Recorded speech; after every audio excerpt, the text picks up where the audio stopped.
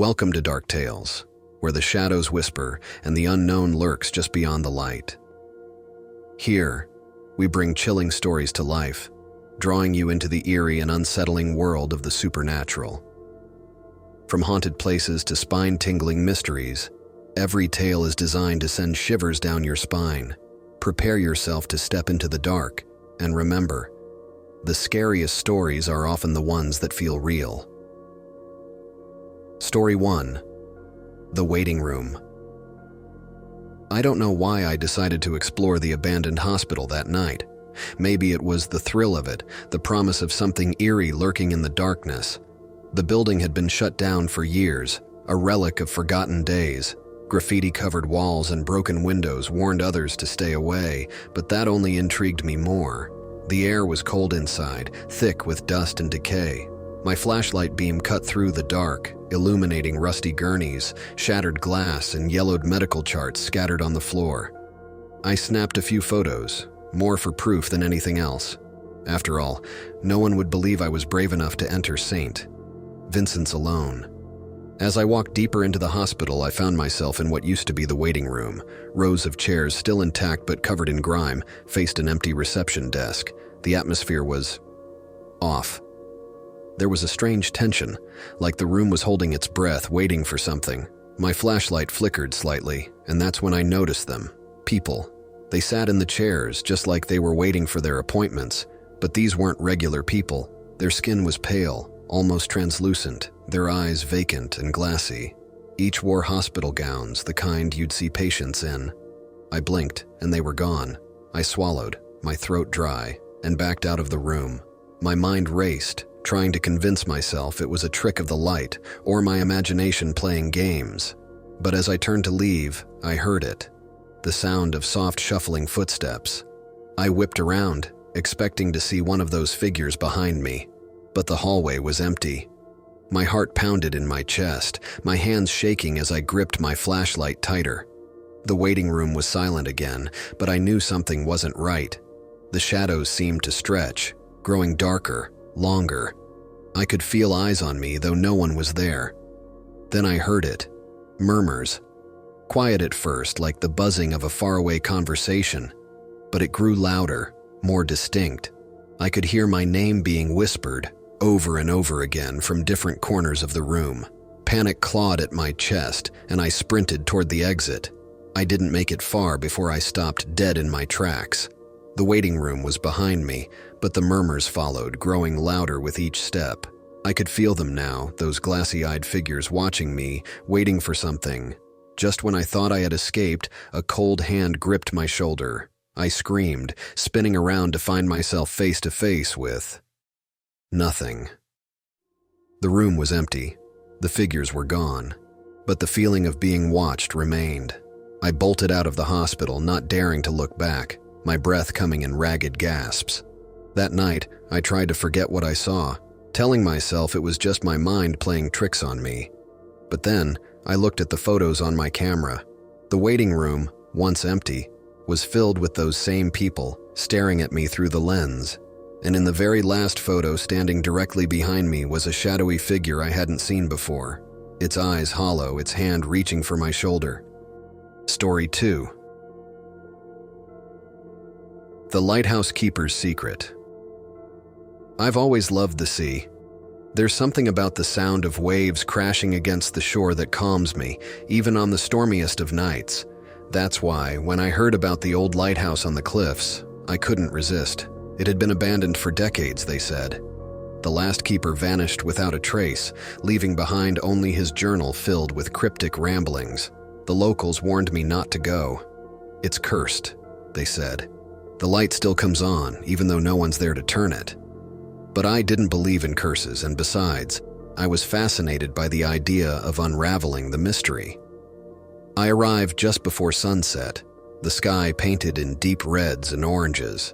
The lighthouse stood tall against the horizon, its stone walls weathered and cracked, the glass of the lantern room dull with salt and time. Inside, the air was thick with the scent of mildew, and the floorboards creaked beneath my feet.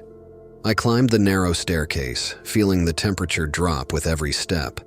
The journal had mentioned the cold, how it seemed to seep into your bones the closer you got to the top. As I reached the lantern room, I understood what the keeper had meant. It wasn't just the cold, it was the feeling that something was waiting up there, something ancient and hungry. The light was off, as it should have been, but as I stood there staring out at the sea, it flickered to life, casting long shadows across the room. I hadn't touched anything. My heart raced, but I told myself it was just a malfunction, a glitch in the old wiring. Then I heard the knock. It was soft at first, just a single tap on the door behind me. I froze, the hairs on the back of my neck standing on end. Slowly, I turned around. There was no one there, but the knocking continued, louder this time, more insistent. I backed away, my pulse quickening, but the door remained shut. And then, just as suddenly as it had started, the knocking stopped. I exhaled, telling myself it was the wind or the old wood settling. But then the light flickered again and I heard a voice, a low, rasping whisper that seemed to come from the walls themselves. "They're coming," it said. I ran. I bolted down the stairs, the echo of that voice chasing me.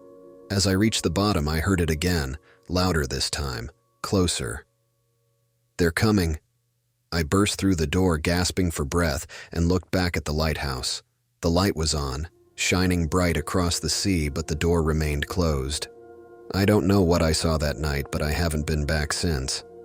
Some things are better left forgotten, but sometimes late at night, I can still hear the knocking.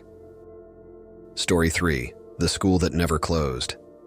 The old school had been a childhood memory, one that haunted my dreams even years after the fire. St. Mary's Elementary had been my second home once, but it had closed after that tragic night when the West Wing burned to the ground, taking several lives with it. I returned out of curiosity, drawn to the rumors that had swirled for years. They said the school wasn't really empty, that the halls still echoed with the sounds of children's laughter if you listened closely enough. I'd always been skeptical, but something inside me needed to know if it was true. The air around the school was thick, heavy with the scent of damp and ash. The building loomed ahead, its charred walls barely visible in the moonlight. I approached cautiously, pushing open the front doors. They creaked loudly, the sound bouncing down the empty halls. Inside, it felt like time had stood still. Dust covered every surface, and the faint smell of smoke lingered in the air. I wandered the halls, passing classrooms frozen in time, desks overturned, books scattered, as if the students had fled in a hurry and never returned. But then, the school bell rang. It was the same bell I remembered from my childhood, the one that signaled the end of recess or the start of class. But it couldn't have been real. There was no power, no one here to operate it. My heart raced and I turned toward the sound, drawn down the corridor to the gymnasium. The door swung open easily, and there, under the dim flicker of broken lights, I saw them. Figures. Children, or at least what looked like children. They were playing, laughing, their movements jerky and strange as if they weren't fully there. Their outlines shimmered, barely visible in the dark. I stepped back, my breath caught in my throat. They didn't seem to notice me. Not yet. The gymnasium clock struck 3 a.m., and suddenly, every head snapped toward me in unison.